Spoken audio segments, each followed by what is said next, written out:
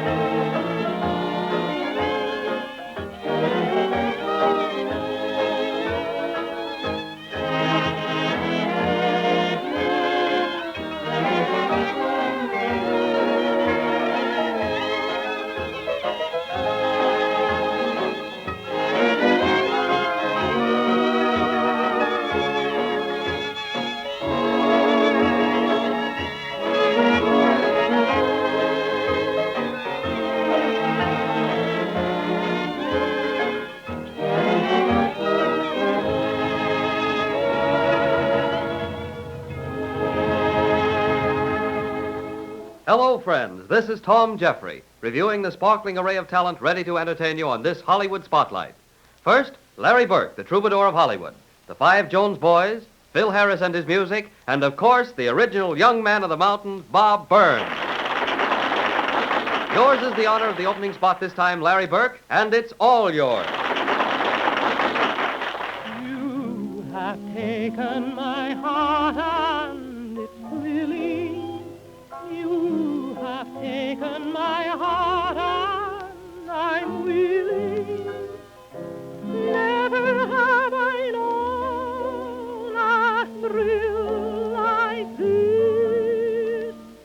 Never has the world stood still like this.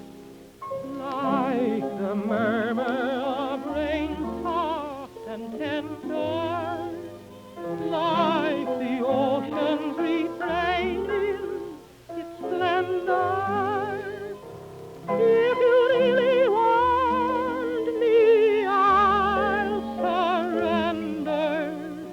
You have taken my heart. You have taken my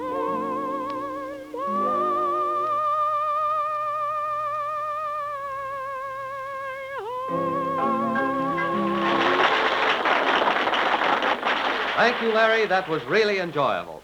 Well, now, let's ring up the curtain on another swell act, the Five Jones Boys.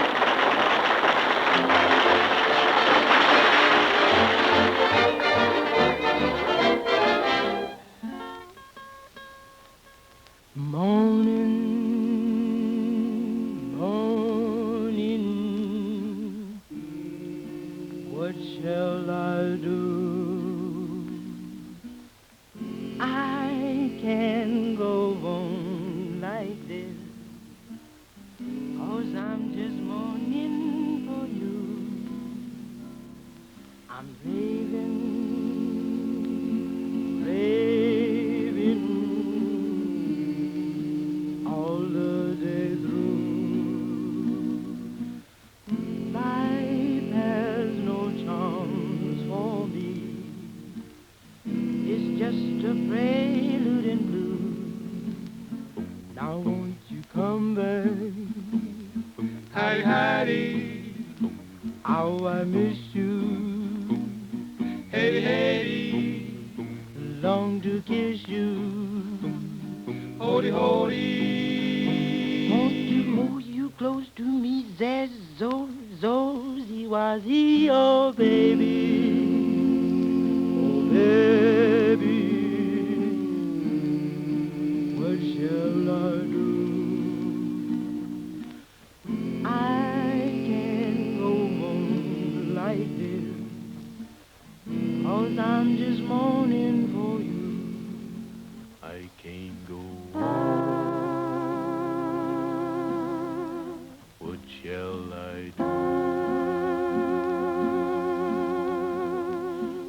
is morning glory.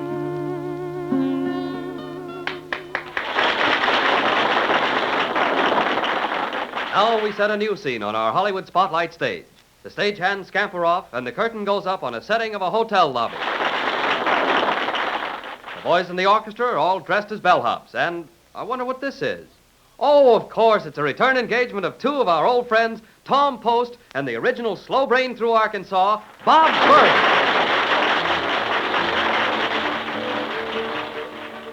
Hello, Tom.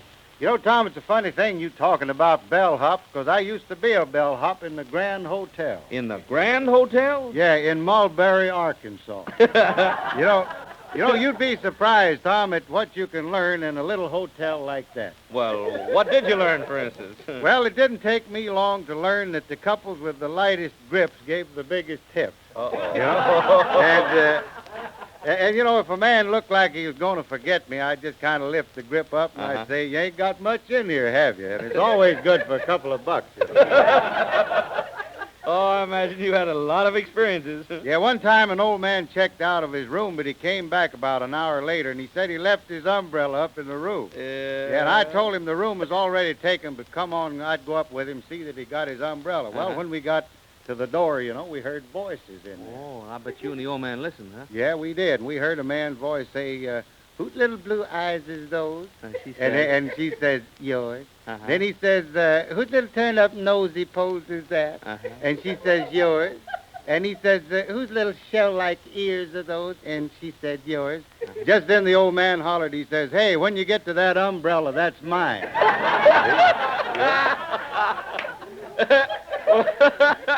Did you ever have any excitement in the hotel? I was just thinking, that's still good, ain't it, Tom, huh? You know? Not bad. You can always depend on them, can't you?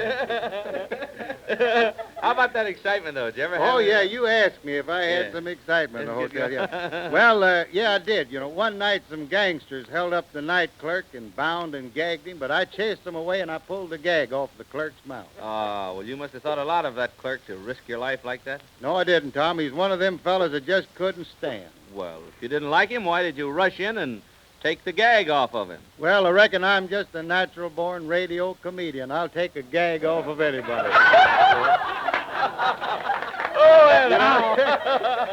You know, Tom, I steal Ed Wynn's gags so fast I can't tell whether the audience is laughing at me or still laughing at him. Well, did they have many wild parties in that hotel? Yeah, they had a lot of drinking parties there, but I never joined them on their drinking parties. No, but didn't it make you feel badly to see everybody else feeling good? Yeah, but next morning I always felt a lot better than a lot of people that felt a lot better than I did the night before. Yeah, I imagine you would. Well, why did you quit the hotel? Well, they had an old army cook there, Tom. He wasn't any too clean. He used to cook ground round steak. He had more ground in it than steak. Well, no, you shouldn't talk about an old man who cooked to serve his country. Well, Tom, it's all right for him to serve his country, but he don't have to serve it in the soup.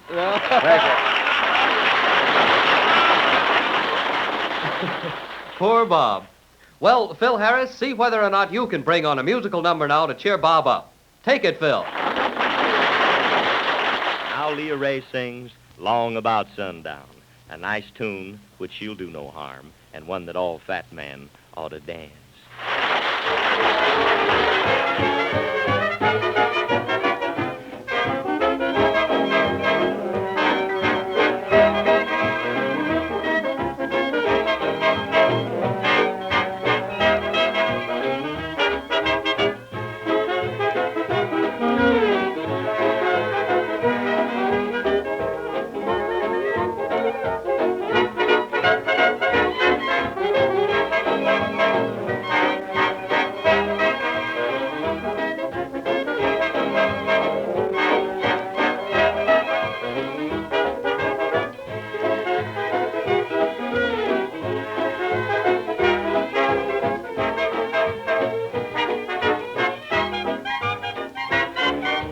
Long about sundown, I long to hurry to you.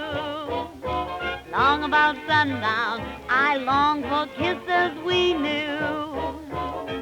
This world is like a bluebird's nest, a paradise of charm.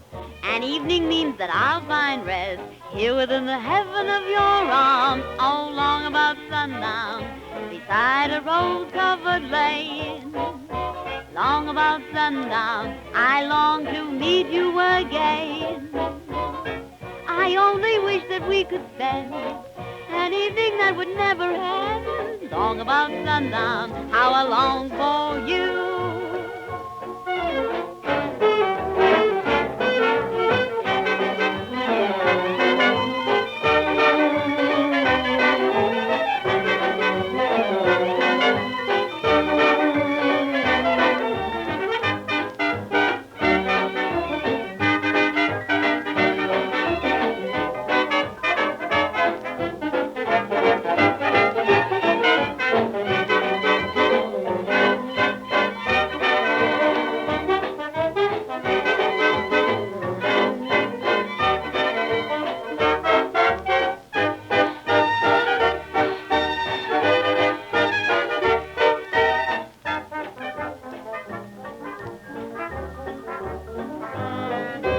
Long about sundown, I long to hurry to you.